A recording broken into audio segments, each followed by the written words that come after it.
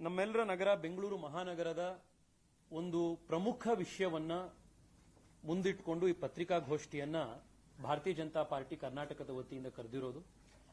ಇವತ್ತು ಈ ಪತ್ರಿಕಾಗೋಷ್ಠಿಯಲ್ಲಿ ನನ್ನ ಜೊತೆಗೆ ರಾಜ್ಯದ ಪ್ರಧಾನ ಕಾರ್ಯದರ್ಶಿಗಳು ಆತ್ಮೀಯರಾದಂತಹ ಕುಡುಚಿ ರಾಜೀವ್ ಅವರು, ಯುವ ಮೋರ್ಚಾದ ರಾಜ್ಯ ಅಧ್ಯಕ್ಷರು ಶಾಸಕರಾದಂತಹ ಧೀರಜ್ ಮುನ್ರಾಜು ಅವರು, ರಾಜ್ಯ ಕಾರ್ಯದರ್ಶಿಗಳು ಅಂಬಿಕಾ ಅವರು ನನ್ನ ಜೊತೆಗಿದ್ದಾರೆ. ಇವತ್ತು ನಿಮ್ಮೆಲ್ಲರಲ್ಲಿ ಒಂದು ಸಣ್ಣ ಮನವಿ ನಂದಿದೆ ಪತ್ರಿಕಾ ಮಿತ್ರರಲ್ಲಿ.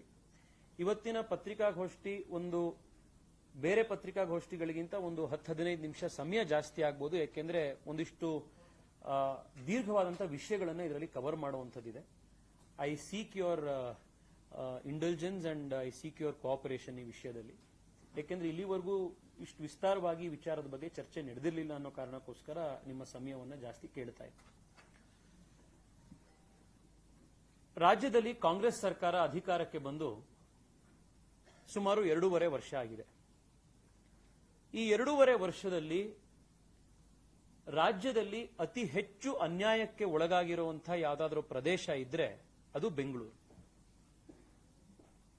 ಇಡೀ ರಾಜ್ಯಕ್ಕೆ ಅತಿ ಹೆಚ್ಚು ಆದಾಯವನ್ನ, ಸಂಪತ್ತನ್ನ, ಶಕ್ತಿಯನ್ನ, ಆರ್ಥಿಕ ಬಲವನ್ನ ಕೊಡುವಂತಹ ನಗರ ಬೆಂಗಳೂರಾದರೂ ಕೂಡ ಬೆಂಗಳೂರಿನ ನಿವಾಸಿಗಳ ಜೀವನ, ಬೆಂಗಳೂರಿನ over all quality of life ಕಳೆದ 2.5 ವರ್ಷದಲ್ಲಿ ಬಹಳ ಕುಸಿದಿದೆ.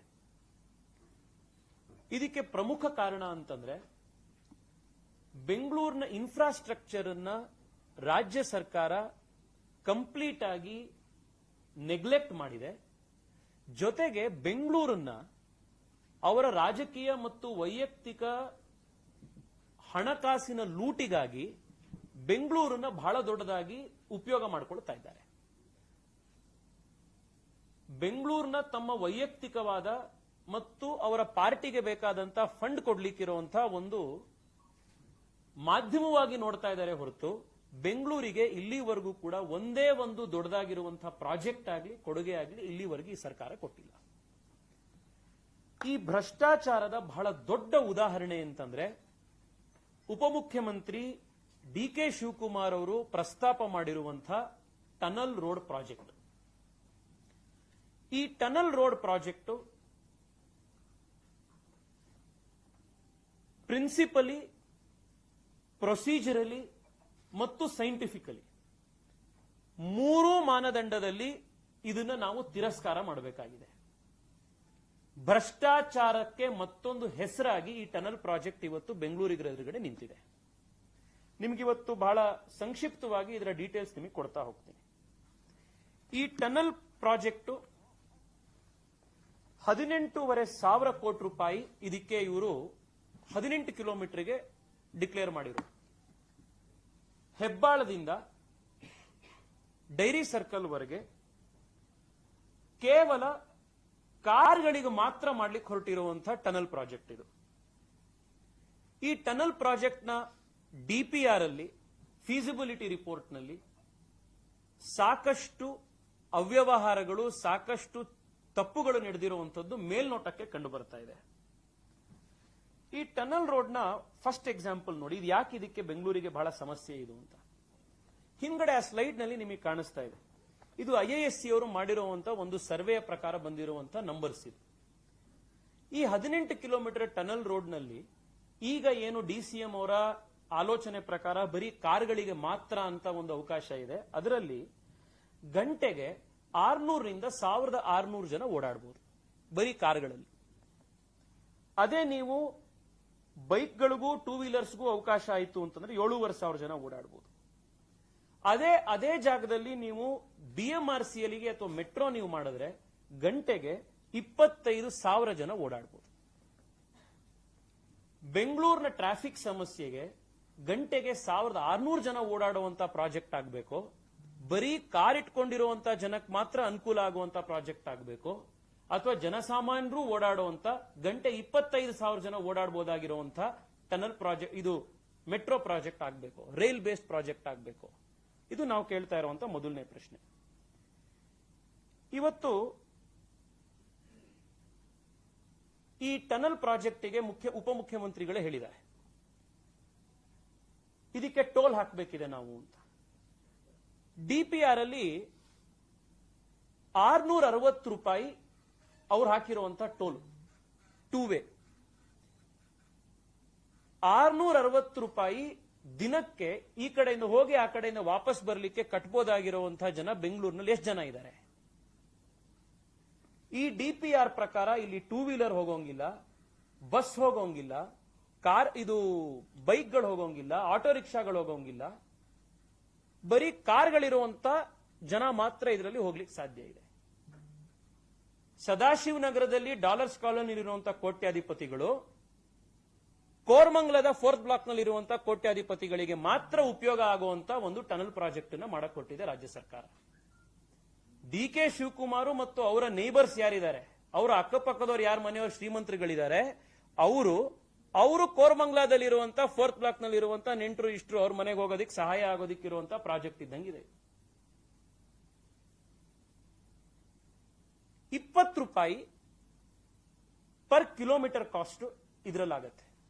ಅದೇ ನೀವು ಇವತ್ತು ನಾರ್ಮಲ್ ರೋಡ್ ನಲ್ಲಿ ಹೋದ್ರೆ 8 ರೂಪಾಯಲ್ಲಿ 1 ಕಿಲೋಮೀಟರ್ ಹೋಗ್ಬೋದು. ಇವತ್ತು ಬೆಂಗಳೂರಿನಲ್ಲಿ 10% ಗಿಂತ ಕಡಿಮೆ ಜನಕ್ಕೆ ಅವರ ಸ್ವಂತ ಕಾರ್ ಇದೆ. Only 10%, less than 10% of Bangaloreans own private 4-ವೀಲರ್.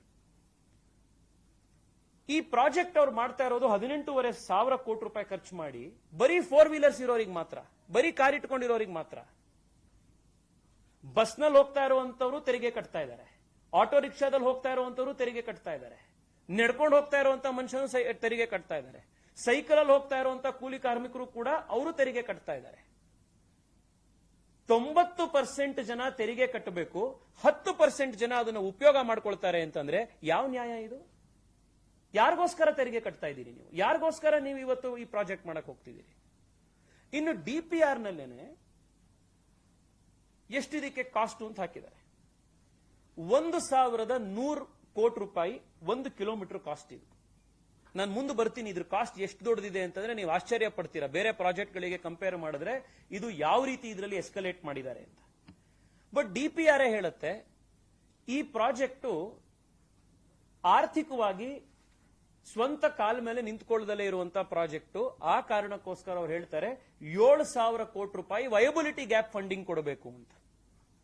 Viability gap funding ಅಂದ್ರೆ ಯಾವ ಪ್ರಾಜೆಕ್ಟ್ ಆರ್ಥಿಕವಾಗಿ ಫೀಸಬಲ್ ಆಗಿರೋದಿಲ್ವೋ ಅದಕ್ಕೆ ರಾಜ್ಯ ಸರ್ಕಾರ ಸಬ್ಸಿಡಿ ಕೊಡ್ತಾ ಇರೋದು. 7,500 ಕೋಟಿ ರೂಪಾಯಿ ಸಬ್ಸಿಡಿ ಕೊಡ್ತಾ ಇದ್ದಾರೆ ಈ ಪ್ರಾಜೆಕ್ಟಿಗೆ. ಯಾರ ಹಣದಿಂದ? ನಿಮ್ಮ ಹಣದಿಂದ, ನಮ್ಮ ಹಣದಿಂದ, ನಾವು ತೆರಿಗೆ ಕಟ್ತಾ ಇರೋ ಹಣದಿಂದ. ಯಾರು ಕೂಲಿ ಕಾಲಿ ಕೆಲಸ ಮಾಡ್ತಾ ಇದ್ದಾರೆ, ಬಸ್ಸಲ್ಲಿ ಓಡಾಡ್ತಾ ಇದ್ದಾರೆ, ಮೆಟ್ರೋಲ್ ಓಡಾಡ್ತಾ ಇದ್ದಾರೆ, ಸ್ವಂತ 2-ವೀಲರ್ ಇಟ್ಕೊಂಡಿಲ್ಲ, ಗಾರ್ಮೆಂಟ್ ಅಲ್ಲಿ ಕೆಲಸ ಮಾಡ್ತಾ ಇದ್ದಾರೆ, ಹೋಟೆಲ್ ಅಲ್ಲಿ ಇನ್ನೊಂದು ಕಡೆ ಮತ್ತೊಂದು ಕಡೆ ಸರ್ವರ್ ಆಗಿ ಇನ್ನೊಂದು ವೇಟರ್ ಆಗಿ ಕೆಲಸ ಮಾಡ್ತಾ ಇದ್ದಾರೆ. ಇಂಥ ಶ್ರೀಸಾಮಾನ್ಯ ಜನರ ತೆರಿಗೆ ಹಣವನ್ನ 7,500 ಕೋಟಿ ರೂಪಾಯಿ ವಯಬಿಲಿಟಿ ಗ್ಯಾಪ್ ಫಂಡಿಂಗ್ ಕೊಟ್ಟು ಈ ಕಾಂಟ್ರಾಕ್ಟರ್ಗಳಿಗೆ ದುಡ್ಡು ಕೊಡ್ತಾರೆ. ಅವ್ರ ಹಣದಿಂದ ತಯಾರು ಮಾಡಿರುವಂತ ಟನಲ್ ರೋಡ್ ನಲ್ಲಿ ಅವ್ರ ಹತ್ರ ಕಾರ್ ಇರ್ಲಿಲ್ಲ ಅಂತಂದ್ರೆ ಅವ್ರಿಗೆ ಹೋಗಕ್ಕೂ ಅವಕಾಶ ಇಲ್ಲ. ಎಂತ ಆರ್ಥಿಕ ಅಸ್ಪೃಶ್ಯತೆ ಸ್ವಾಮಿ ಇದು!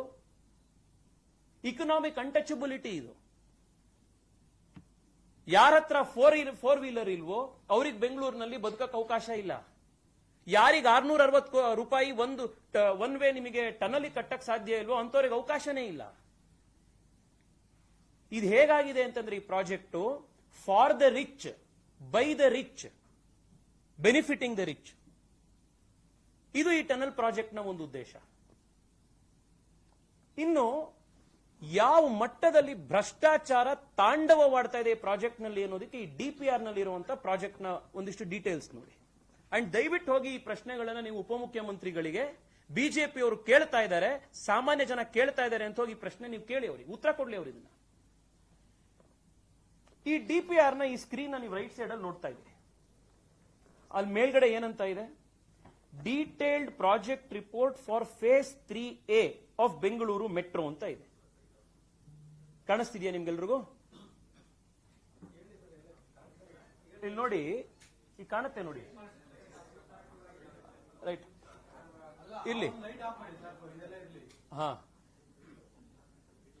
ಬಿಬಿಎಂಪಿ ಅವರು ಈ ಡಿಪಿಆರ್ ಮಾಡಲಿಕ್ಕೆ 9.5 ಕೋಟಿ ರೂಪಾಯಿಯನ್ನ ಈ ಕನ್ಸಲ್ಟೆಂಟ್ ಕೊಟ್ಟಿದ್ದಾರೆ. ಕೇಳಿಸ್ತಿದ್ಯಾ, ಕಾಣಿಸ್ತಿದ್ಯಾ? ಈಗ ಬಿಬಿಎಂಪಿ ಅವರು 9.5 ಕೋಟಿ ರೂಪಾಯಿನ 9.5 ಕ್ರೋರ್ ರುಪೀಸ್ ಖರ್ಚು ಮಾಡಿದ್ದಾರೆ ಈ ಡಿಪಿಆರ್ ಅನ್ನ ತಯಾರು ಮಾಡಲಿಕ್ಕೆ.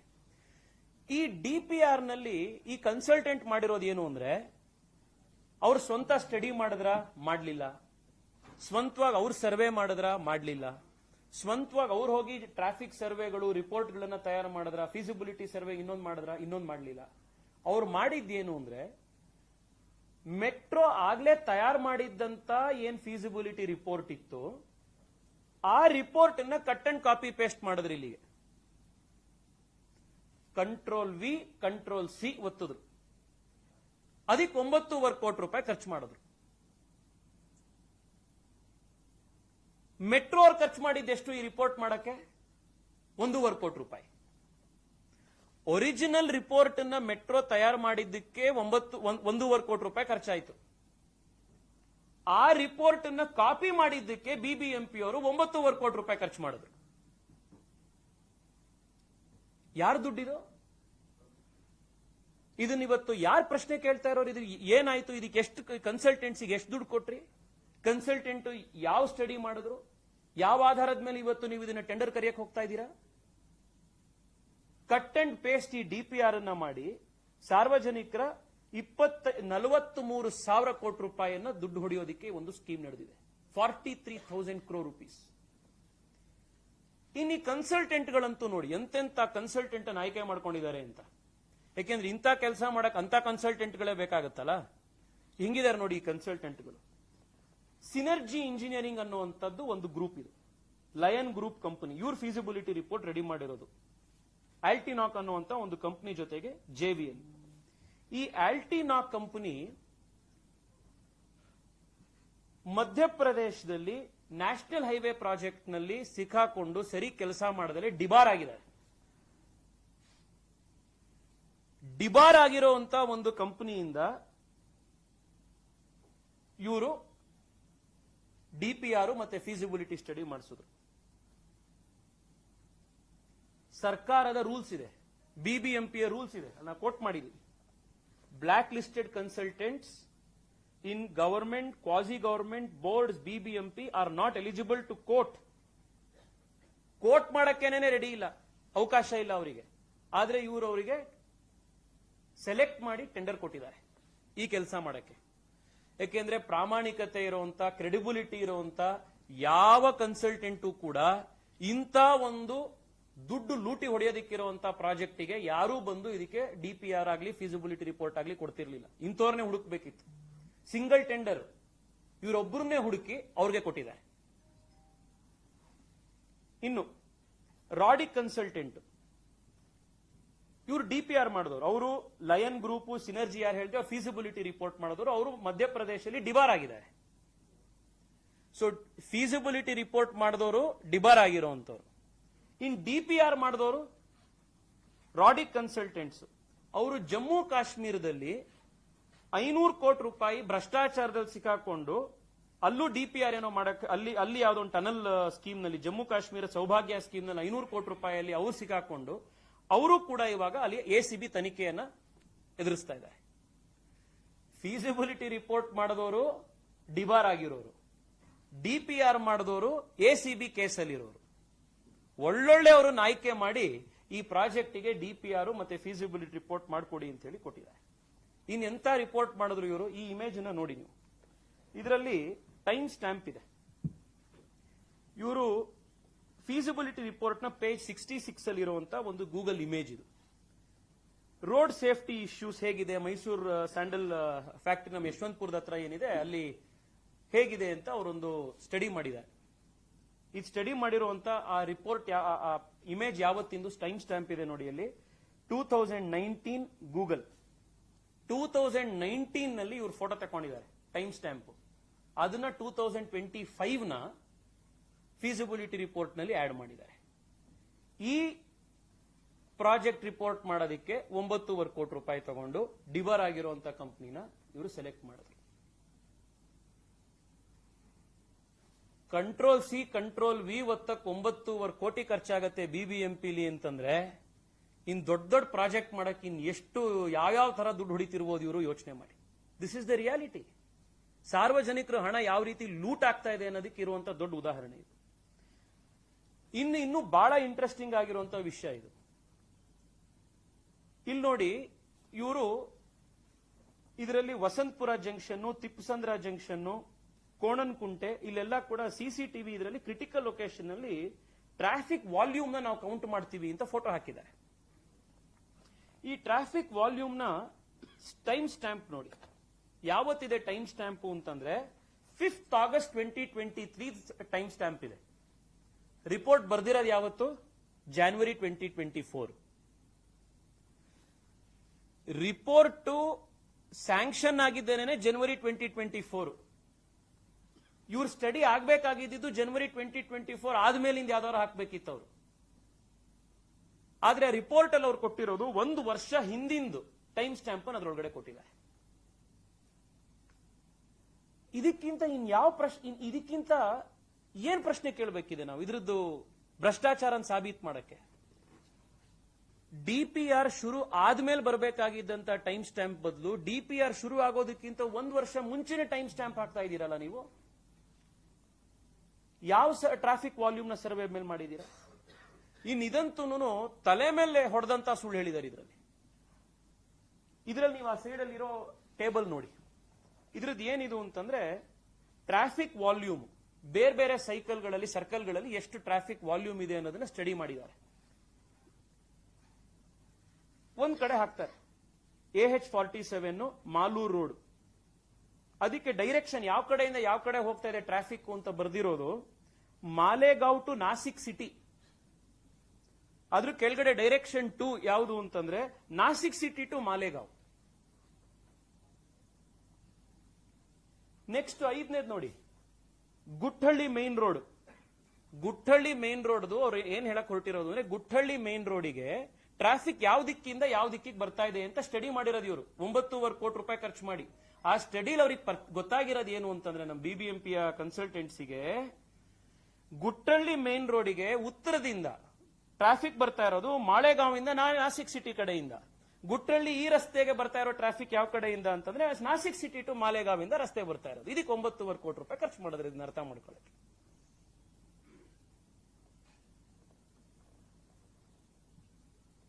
ಏನ್ ನಡೀತಾ ಇದೆ ಸರ್ ಇದು? 9.25 ಕೋಟಿ ರೂಪಾಯಿ ಈ ಕನ್ಸಲ್ಟೆನ್ಸಿ ಕೊಡೋದಿಕ್ಕೆ. ಅಟ್ಲೀಸ್ಟ್ ನೀವು ಈ ಭಂಡತನ ಹೇಗಿದೆ ಅಂತಂದ್ರೆ, ಸರಿ ನೀವು ಸುಳ್ಳು ಡಿಪಿಆರ್ ಮಾಡಿದೀರಾ, ಸುಳ್ಳು ಫೀಸಿಬಿಲಿಟಿ ರಿಪೋರ್ಟ್ ಮಾಡಿದೀರಾ, ಹೋಗ್ಲಿ ನೀವು ಕರ್ನಾಟಕದ ಯಾವ್ದೋ ಒಂದು ಉದಾಹರಣೆ ಕೊಡಬಹುದಿತ್ತಲ್ಲ. ಗುಟ್ಟಹಳ್ಳಿ ಮೇನ್ ರೋಡಿಗೆ ಆಯ್ತಪ್ಪ, ಆ ಕಡೆಯಿಂದ ಯಶವಂತಪುರ ಕಡೆಯಿಂದನೋ ಈ ಕಡೆಯಿಂದ ಅಂದಿದ್ರೆ ಇನ್ಯಾರು ಅದನ್ನಾರೋ ಏನೋ ಚೆನ್ನಾಗಿ 1 ನಿಮಿಷ ನಿಜಾನೇನೋ ಅಂತ ನೋಡಿರೋರು. ತೀರಾ ನಾಸಿಕ್ಕು ಮಾಳೆಗಾಂವನ್ನ ಕಂಪ್ಯಾರಿಸನ್ ಕೊಟ್ಬಿಟ್ಟು ಕರ್ನಾಟಕ ಜನ ಇಂಥ ದಡ್ರು ಅಂತ ನೀವು ಭಾವಿಸಿದ್ರೆ, ಈ ತರ ಭಂಡತನದಲ್ಲಿ ನಾವು ಜನರು ದುಡ್ಡು ಹೊಡಿಬಹುದು ಅಂತ ನೀವು ನಿಂತ್ರೆ ಅಸಹ್ಯ ಆಗೋದಿಲ್ವಾ ಇದು? ಇನ್ನು ನಮ್ಮ ಸರ್ಕಾರ ಇದ್ದಾಗ ನಾವೊಂದು ಕಾನೂನನ್ನು ತಂದ್ವಿ, BMLTA ಅಂತ ಕಾನೂನು, Bengaluru metropolitan land transport authority ಅಂತ. ಇದ್ರ ಉದ್ದೇಶ ಏನಿತ್ತು ಅಂದ್ರೆ ಈ ರೀತಿಯ ಪ್ರಾಜೆಕ್ಟ್ಗಳು, ಭ್ರಷ್ಟಾಚಾರಗಳು ಬೆಂಗಳೂರಿನಲ್ಲಿ ನಡೀಬಾರದು ಅನ್ನೋದಕ್ಕೆ ಮಾಡಿದಂತ ಒಂದು ಕಾನೂನು. ಯಾವ್ದಾದ್ರೂ ಒಂದು ಜಾಗಕ್ಕೆ ಯಾವ್ದಾದ್ರು ಒಂದು ದೊಡ್ಡ ಪ್ರಾಜೆಕ್ಟ್ ಆಗಬೇಕು ಅಂತಂದ್ರೆ ಆ ಪ್ರಾಜೆಕ್ಟ್ BMLTA ಅಪ್ರೂವಲ್ ನಲ್ಲಿ ಆಗಬೇಕು ಅನ್ನುವಂಥದ್ದು ಅದರ ಉದ್ದೇಶ. ಆದ್ರೆ ಇವತ್ತು BMLTA ಕಾನೂನು ಜಾರಿಲಿದ್ರೂ ಕೂಡ BMLTA ಅಪ್ರೂವಲ್ ಇಲ್ದಲೆ ಈ ಪ್ರಾಜೆಕ್ಟ್ಗೆ DPR ಮಾಡಿದ್ದಾರೆ, ಫೀಸಿಬಿಲಿಟಿ ರಿಪೋರ್ಟ್ ಮಾಡಿದ್ದಾರೆ, ಇವತ್ತು ಟೆಂಡರ್ ಕರೆಯೋದಕ್ಕೆ ಮುಂದೆ ಬಂದಿದ್ದಾರೆ. ಇದು ಅಬ್ಸಲ್ಯೂಟ್ ಕಾನೂನನ್ನ ಉಲ್ಲಂಘನೆ ಮಾಡ್ತಾ ಇರುವಂತ ಮತ್ತೊಂದು ನಿದರ್ಶನ ನಮ್ಗಿಲ್ಲಿ ಕಾಣ್ತಾ ಇದೆ.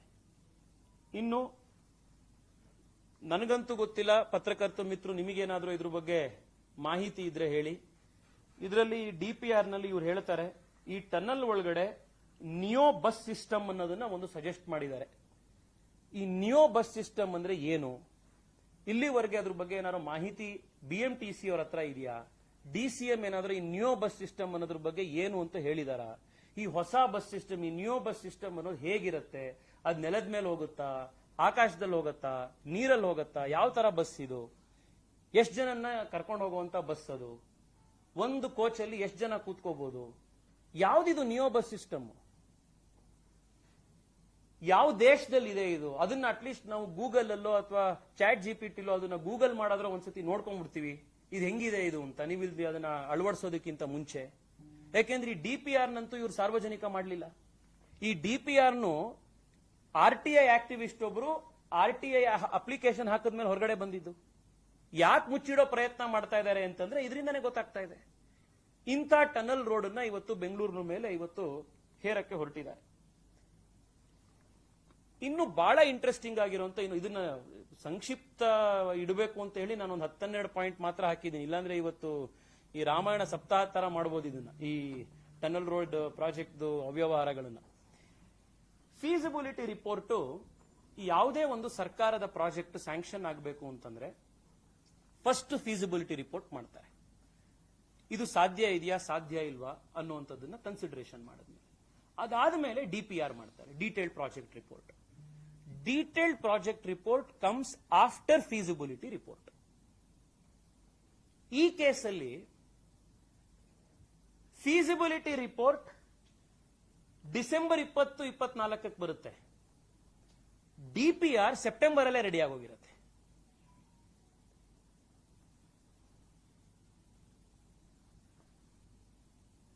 ಇನ್ನೊಂದು ಬಹಳ ಇಂಟ್ರೆಸ್ಟಿಂಗ್ ಏನು ಅಂತಂದ್ರೆ,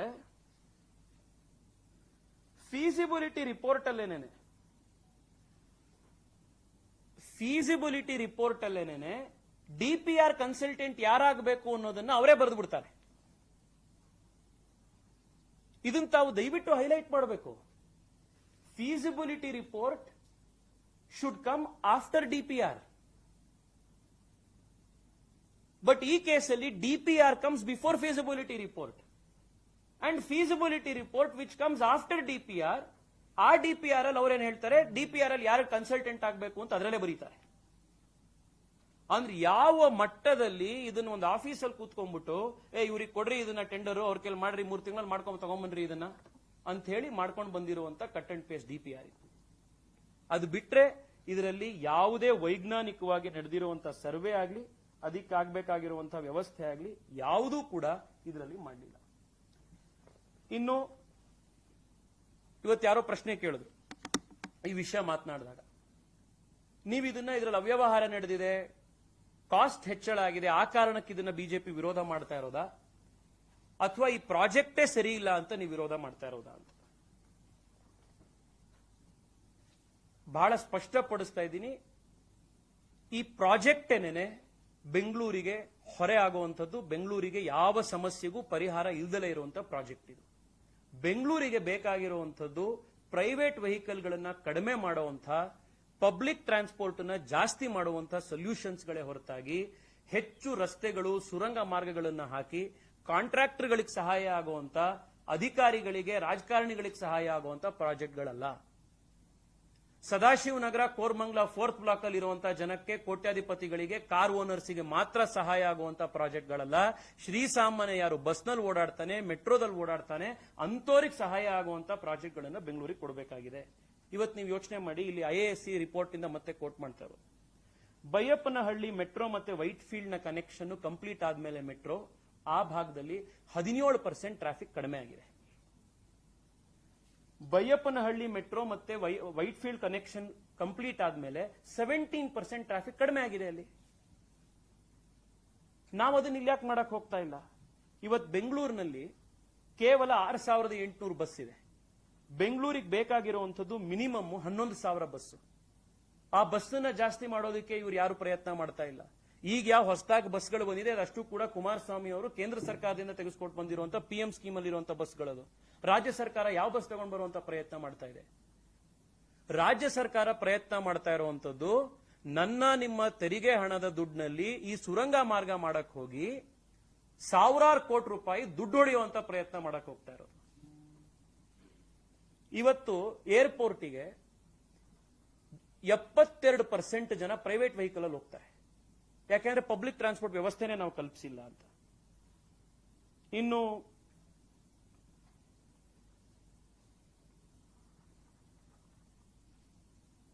ಬೆಂಗಳೂರಿನಲ್ಲಿ 2020ನೇ ಇಸ್ವಿಯಲ್ಲಿ ಕಾಂಪ್ರಹೆನ್ಸಿವ್ ಮೊಬಿಲಿಟಿ ಪ್ಲಾನ್ ಅಂತ ನಾವು ತಯಾರು ಮಾಡ್ತೀವಿ. ಬೆಂಗಳೂರಿನ ಟ್ರಾಫಿಕ್ ಸಮಸ್ಯೆಯನ್ನು ಬಗೆಹರಿಸೋದಕ್ಕೆ ಏನು ಯೋಜನೆ ಮಾಡಬೇಕು ಅಂತ ಹೇಳಿ ಒಂದು ಕಾಂಪ್ರಹೆನ್ಸಿವ್ ಮೊಬಿಲಿಟಿ ಪ್ಲಾನ್ ಅನ್ನು ಸರ್ಕಾರ ತಯಾರು ಮಾಡಿತ್ತು. ಇದು ಬಿಜೆಪಿ ಕಾಂಗ್ರೆಸ್ ಅನ್ನೋದಕ್ಕಿಂತ ಯಾವುದೇ ಸರ್ಕಾರ ಬೆಂಗಳೂರಿನಲ್ಲಿ ಬಂದ್ರೂ ಕೂಡ 15-20 ವರ್ಷದವರೆಗೆ ಅದೇ ದಿಕ್ಕಲ್ಲಿ ನಾವು ಹೋಗಬೇಕು ಅನ್ನುವಂತ ಕಮಿಟ್ಮೆಂಟ್. ಅವಾಗ ಮಾತ್ರ ಇದಕ್ಕೆ ಸೊಲ್ಯೂಷನ್ ಸಿಗುತ್ತೆ ಅಂತ. ಕಾಂಪ್ರಹೆನ್ಸಿವ್ ಮೊಬಿಲಿಟಿ ಪ್ಲಾನ್ ಏನ್ ಹೇಳುತ್ತೆ? ಬೆಂಗಳೂರಿಗೆ 16,580 ಬಸ್ ಬೇಕು ಅಂತ ಹೇಳುತ್ತೆ. ಆದ್ರೆ ಇವತ್ತಿರೋದೆಷ್ಟು? 6,000 ಬಸ್. ಎಷ್ಟು ಶಾರ್ಟೇಜ್ ಇದೆ? 9,000 ಬಸ್ ಶಾರ್ಟೇಜ್ ಇದೆ. ಈ ಬಸ್ ಜಾಸ್ತಿ ಮಾಡೋದಕ್ಕೆ ರಾಜ್ಯ ಸರ್ಕಾರ ಏನ್ ಮಾಡ್ತಾ ಇದ್ದೀರಾ? ಏನು ಮಾಡ್ತಾ ಇಲ್ಲ. ಮೆಟ್ರೋ ನೆಟ್ವರ್ಕ್ 2031ನೇ ಇಸ್ವಿಯ ಒಳಗಡೆ 317 ಕಿಲೋಮೀಟರ್ ಇರಬೇಕು ಅಂತಿದೆ. 317 ಕಿಲೋಮೀಟರ್ ಬೆಂಗಳೂರಿನಲ್ಲಿ. ಎಷ್ಟು ವರ್ಷದಲ್ಲಿ? 5-6 ವರ್ಷದಲ್ಲಿ ಇರಬೇಕು ಅಂತ. 317 ಕಿಲೋಮೀಟರ್ ಬೆಂಗಳೂರಿನಲ್ಲಿ ಮೆಟ್ರೋ ಬಂತು ಅಂದ್ರೆ ನೀವು ನಿಂತಿರುವಂತ ಜಾಗದಿಂದ 5ರಿಂದ 8 ನಿಮಿಷದ ಓಡಾಟದ ಒಳಗಡೆ ನೀವು ಮೆಟ್ರೋ ಹತ್ತಬಹುದು. 317 ಕಿಲೋಮೀಟರ್ಸ್ ಮೆಟ್ರೋ ಬಂದ್ರೆ. ಆದ್ರೆ ಇವತ್ತು ನಮ್ಮಲ್ಲಿ ಮೆಟ್ರೋ ಇರುವಂತದ್ದು ಅಲ್ಲ, ಇದೊಂಚೂರು ಓಪನ್ ಮಾಡ್ಕೊಡಿ. ಇವತ್ತು ನಮ್ಮ ಹತ್ರ ಮೆಟ್ರೋ ಇರುವಂತದ್ದು 78 ಕಿಲೋಮೀಟರ್ಸ್. 200 ಕಿಲೋಮೀಟರ್ ಚಿಲ್ಲರೆ ಇವತ್ತು ಮೆಟ್ರೋ ನಮ್ಮಲ್ಲಿ ಇನ್ನೂ ಓಪನ್ನೇ ಮಾಡಿಲ್ಲ. ಈ ಮೆಟ್ರೋ ಓಪನ್ ಮಾಡೋದಕ್ಕೆ ನೀವೇನ್ ಮಾಡ್ತಾ ಇದ್ದೀರಿ? ಅದ್ರ ಕಡೆ ಕೆಲಸ ಮಾಡ್ತಾ ಇಲ್ಲ. 4 ವರ್ಷದಿಂದ ತಯಾರಾಗಿ yellow line metro Bengaluru south ಅಲ್ಲಿ ರೆಡಿ ಇದೆ, ಅದನ್ನ ಓಪನ್ ಮಾಡ್ತಾ ಇಲ್ಲ. ಆದ್ರೆ ನೀವಿವತ್ತು 45,000 ಕೋಟಿ ರೂಪಾಯಿ ಖರ್ಚು ಮಾಡಿ ಸುರಂಗ ಮಾಡಕ್ ಹೋಗ್ತಾ ಇದ್ದೀರಾ. ಇನ್ನು ಆ ಪ್ಲಾನ್ ಹೇಳಿತು, ಕಾಂಪ್ರಹೆನ್ಸಿವ್ ಮೊಬಿಲಿಟಿ ಪ್ಲಾನ್ ಅನ್ನು ಹೇಳಿದ್ರು, ಹೊಸ 40 ಬಸ್ ಡಿಪೋಗಳನ್ನ ಬೆಂಗಳೂರಿನಲ್ಲಿ ಶುರು ಮಾಡಬೇಕು ಅಂತ. ಒಂದೇ ಒಂದು ಹೊಸ ಬಸ್ ಡಿಪೋ ಶುರು ಮಾಡಿಲ್ಲ. ಆದ್ರೆ 45,000 ಕೋಟಿ ರೂಪಾಯಿ ಸುರಂಗ ಮಾಡಕ್ ಹೋಗ್ತಾ ಇದ್ದೀರಾ. ಸಬರ್ಬನ್ ರೈಲ್ವೆ 2031 148 ಕಿಲೋಮೀಟರ್ ಇರಬೇಕು ಅಂತಾಯ್ತು. ಇವತ್ತು 4 ಕಾರಿಡಾರ್ಗಳ ಪ್ರಾಜೆಕ್ಟ್ಗಳು ನಿಂತಿದೆ. ಯಾರು ಟೆಂಡರ್ ಅಲ್ಲಿ ಸೆಲೆಕ್ಟ್ ಆಗಿದ್ರು ಅವರು ಕೂಡ ಮುಂದೆ ಬಂದು ಕೆಲಸ ಮಾಡ್ತಾ ಇಲ್ಲ. 100% ಟಾರ್ಗೆಟ್ ಬಿಹೈಂಡ್ ಇದೀರಿ. ಆದ್ರೆ 45,000 ಕೋಟಿ ರೂಪಾಯಿಯಲ್ಲಿ ಸುರಂಗ ಮಾಡಕ್ ರೆಡಿ ಇದೀರಿ.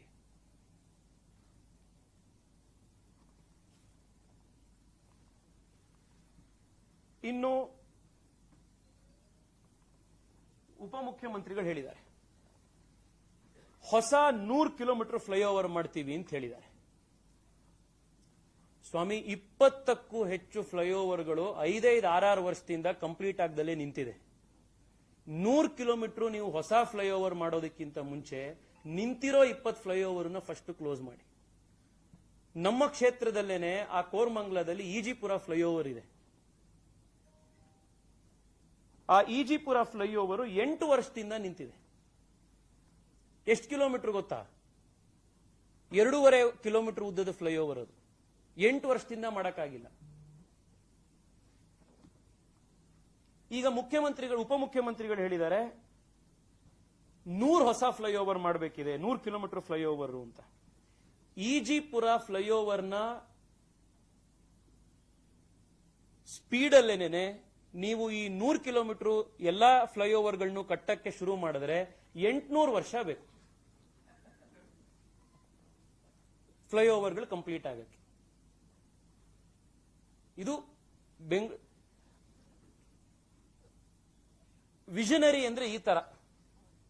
ಅಂದ್ರೆ ಈಗ ಯಾವ್ದಾರ ಒಂದು ಪ್ರಾಜೆಕ್ಟ್ ಗೆ ಶಂಕುಸ್ಥಾಪನೆ ಇಟ್ರೆ ಮಕ್ಕಳ ಕಾಲಕ್ಕೆ ಅದು ತಯಾರಾಗಬೇಕು. ಆ ತರದ್ದು. ಈ ಹಿಂದೆ ರಾಜರು ಮಹಾರಾಜರು ದೇವಸ್ಥಾನಗಳನ್ನೆಲ್ಲ ಕಟ್ಟಿದಾಗ 3 ತಲೆಮಾರು 300 ವರ್ಷ ಆದ್ಮೇಲೆ ಕಟ್ತಾ ಇದ್ರಲ್ಲ, ಆ ಸ್ಪೀಡಲ್ಲಿ ಇವತ್ತು ಫ್ಲೈಓವರ್ ಕಟ್ತಾ ಇದ್ದಾರೆ ಇವರು. ಈಜಿಪುರ ಫ್ಲೈಓವರ್ ಮತ್ತೆ ಹೇಳ್ತೀನಿ, ಈಜಿಪುರ ಫ್ಲೈಓವರ್ 2.5 ಕಿಲೋಮೀಟರ್ ಇದೆ. ಆ 2.5 ಕಿಲೋಮೀಟರ್ ಫ್ಲೈಓವರ್ ನ ಕಟ್ಟಕ್ಕೆ 8 ವರ್ಷ ಆಗಿದೆ. ಹೊಸದಾಗಿ 100 ಕಿಲೋಮೀಟರ್ ಫ್ಲೈಓವರ್ ನ ಕಟ್ಟಬೇಕು ಅಂತ ಇದ್ದಾರೆ. ಈಜಿಪುರ ಫ್ಲೈಓವರ್ ಸ್ಪೀಡ್ ಅಲ್ಲೇನೆ ಇವರು ಆ ಫ್ಲೈಓವರ್ ಗಳನ್ನು ಕಟ್ಟಿದ್ರೆ 800 ವರ್ಷ ಬೇಕಾಗತ್ತೆ. ಇದು ರಾಜ್ಯ ಸರ್ಕಾರ ಬೆಂಗಳೂರಿಗೆ ಕೊಡ್ತಾ ಇರುವಂತ ಕೊಡುಗೆ. 2.5 ಕಿಲೋಮೀಟರ್ ಉದ್ದದ 120 ಕೋಟಿ ರೂಪಾಯಿಯ ಈಜಿಪುರ ಫ್ಲೈಓವರ್ ಇವರಿಗೆ ಕಂಪ್ಲೀಟ್ ಮಾಡಕ್ ಆಗ್ತಾ ಇಲ್ಲ. ಈ 45,000 ಕೋಟಿ ರೂಪಾಯಿಯ ಸುರಂಗ ಕಟ್ಟಕ್ ರೆಡಿಯಾಗಿದೆ. ಇದು ಈ ಎಂಥ ಡೇ ಲೈಟ್ ರಾಬರಿ ನಡೀತಾ ಇದೆ ಅನ್ನೋದಕ್ಕೆ ಇದಕ್ಕಿಂತ ದೊಡ್ಡ ಉದಾಹರಣೆ ಇಲ್ಲಿ ಬೇಕಾಗಿಲ್ಲ.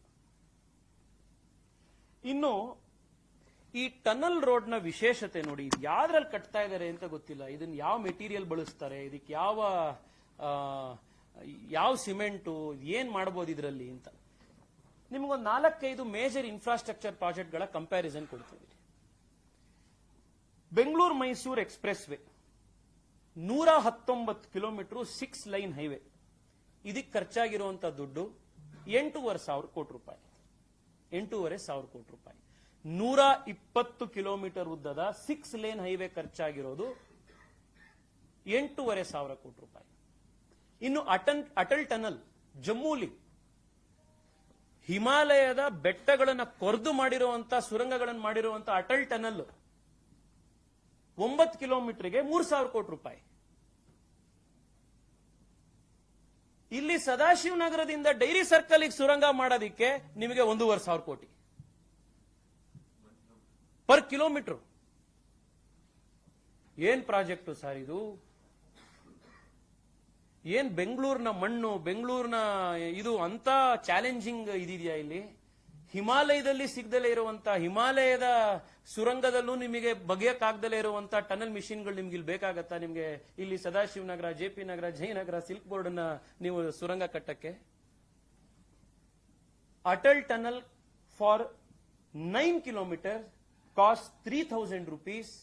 ಬೆಂಗಳೂರಿನ 18 ಕಿಲೋಮೀಟರ್ ಟನಲ್ಲು 1,500 ಕೋಟಿ ರೂಪಾಯಿ ಪರ್ ಕಿಲೋಮೀಟರ್ ಮಾಡ್ತಾ ಇದೆ. ಇದನ್ನ ನಾವು ಪ್ರಶ್ನೆ ಕೇಳಲಿಲ್ಲ, ಸಾರ್ವಜನಿಕರು, ನೀವು ಮಾಧ್ಯಮದವ್ರು ಕೇಳಲಿಲ್ಲ ಅಂದ್ರೆ ಯಾರು ಪ್ರಶ್ನೆ ಕೇಳ್ತಾರೆ ಇದನ್ನ? ಇನ್ ಮುಂಬೈ ಕೋಸ್ಟಲ್ ರೋಡ್ 2.5 ಕಿಲೋಮೀಟರ್ ಸಮುದ್ರದ ಒಳಗಡೆ ಹೋಗಿರೋ ರೋಡ್ ಇದು. ಟೋಟಲಿ 30 ಕಿಲೋಮೀಟರ್, 8 ಲೇನು, ಅದೇ 13,000 ಕೋಟಿ ರೂಪಾಯಿ. ಇಲ್ಲಿ ಸಮುದ್ರ ಇಲ್ಲ, ಕೆರೆ ಇಲ್ಲ, ಇರೋ ಕೆರೆನೆಲ್ಲ ನೀವೇ ನುಂಗಿದ್ದೀರಿ. ಯಾವುದೇ ನೀರಿನ ಬಾಡಿ ಇಲ್ಲ. ಬೆಂಗಳೂರಲ್ಲಿ ಸಿಗ್ತಾ ಇರುವಂತ ನೀರು ಅಂತಂದ್ರೆ ಮಳೆಗಾಲದಲ್ಲಿ ಸರಿ ರಿಪೇರಿ ಮಾಡದಲ್ಲೇ ಏನ್ ಗುಂಡಿ ಇದೆ ರಸ್ತೆ, ಅದು ಬಿಟ್ರೆ ಇನ್ ಯಾವ ನೀರ್ ಬಾಡಿನೂ ನಿಮಗೆ ಸಿಗ್ತಿಲ್ಲ, ವಾಟರ್ ಬಾಡಿ ಸಿಗ್ತಾ ಇಲ್ಲ. ಆದ್ರೆ ಮುಂಬೈ ಕೋಸ್ಟಲ್ ರೋಡ್ ಅಲ್ಲಿ ಅರೇಬಿಯನ್ ಸಮುದ್ರದ ಮಧ್ಯದಲ್ಲಿ ಏನ್ 3 ಕಿಲೋಮೀಟರ್ ರಸ್ತೆ ಮಾಡಿದ್ರು ಅದಕ್ಕಿಂತ ಜಾಸ್ತಿ ದುಡ್ಡು ನಿಮಗೆ ಪರ್ ಕಿಲೋಮೀಟರ್ ಇಲ್ಲಿ ಮಾಡಕ್ ಬೇಕಾಗ್ತಾ ಇದೆ. ಇನ್ KR ಪುರಂ ಇಂದ ಸಿಲ್ಕ್ ಬೋರ್ಡ್ ಇರುವಂತಹ 18 ಕಿಲೋಮೀಟರ್ ಮೆಟ್ರೋ, 13 ಸ್ಟೇಷನ್ಗಳಿದೆ, 17% ಟ್ರಾಫಿಕ್ ಕಡಿಮೆ ಮಾಡಿದೆ. ದಿನಕ್ಕೆ 8 ಲಕ್ಷ ಜನ ಓಡಾಡ್ತಾ ಇದ್ದಾರೆ. ಅದಕ್ಕೆ ಖರ್ಚಾಗಿರೋದು 5,500 ಕೋಟಿ. ಮೊನ್ನೆ ಪ್ರಧಾನ ಮಂತ್ರಿಗಳು ಉದ್ಘಾಟನೆ ಮಾಡಿದ್ರು ಕೇರಳ ಕೋಸ್ಟಲ್ ಹೈವೇ ತಿರುವನಂತಪುರಂ ಇಂದ ಕಾಸರಗೋಡಿಗೆ, ಇಡೀ ಸೌತ್ ಕೇರಳ ಇಂದ ನಾರ್ತ್ ಕೇರಳವರೆಗೆ 665 ಕಿಲೋಮೀಟರ್, ಸುಮಾರು 30-31 ಬೇರೆ ಬೇರೆ ಟನಲ್ಗಳು ಬರ್ತಾ ಇದೆ ಆ ಪ್ರಾಜೆಕ್ಟ್ ಒಳಗಡೆ ಬೆಟ್ಟಗಳ ಮಧ್ಯದಲ್ಲಿ. 18,000 ಕೋಟಿ ಅದು ಮುಗೀತಲ್ಲ ಸರ್. 650 ಕೋಟಿ, 6,500 ಕೋಟಿ, 6,500 crores ಅಲ್ಲಿ ಪ್ರಧಾನ ಮಂತ್ರಿಗಳು 656 ಕಿಲೋಮೀಟರ್ ಉದ್ದದ ರಸ್ತೆ ಕಂಪ್ಲೀಟ್ ಮಾಡಿದ್ರು. ನಿಮಗೆ 18 ಕಿಲೋಮೀಟರ್ ಉದ್ದ ರಸ್ತೆ ಮಾಡಕ್ಕೆ 20,000 ಕೋಟಿ ಬೇಕಾಗ್ತಾ ಇದೆಯಲ್ಲ. ಅದ್ ಯಾವ ಸಿಮೆಂಟ್ ಉಪಯೋಗಿಸ್ತಿದ್ದೀರಿ, ಅದ್ ಅದ್ರಲ್ಲಿ ಏನ್ ಸ್ಟೀಲ್ ಅಲ್ಲಿ ಕಟ್ತಾ ಇದೀರೋ, ಚಿನ್ನದಲ್ಲಿ ಕಟ್ತಾ ಇದೀರೋ, ಅದ್ರಲ್ಲಿ ಯಾವ್ದ್ರಲ್ಲಿ ಕಟ್ಟೋಣ ಅಂತ ಅನ್ಕೊಂಡಿದ್ದೀರಿ? ದಯವಿಟ್ಟು ಕರ್ನಾಟಕ ಜನಕ್ಕೆ ತಿಳಿಸಿ ಇದ್ರ ಬಗ್ಗೆ.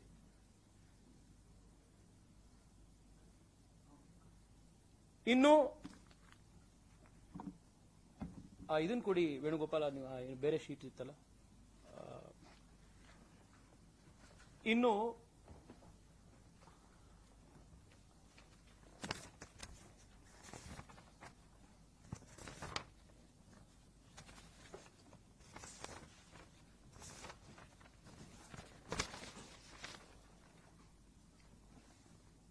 ಕಡೆಯದಾಗಿ ಉಪಮುಖ್ಯಮಂತ್ರಿಗಳೇ ಹೇಳಿದ್ರು ಮೊನ್ನೆ, ದೇವರೇ ಕೆಳಗ್ ಬಂದ್ರೂ ಕೂಡ ಬೆಂಗಳೂರಿನ ಸರಿ ಮಾಡಕ್ ಆಗಲ್ಲ ಅಂತ.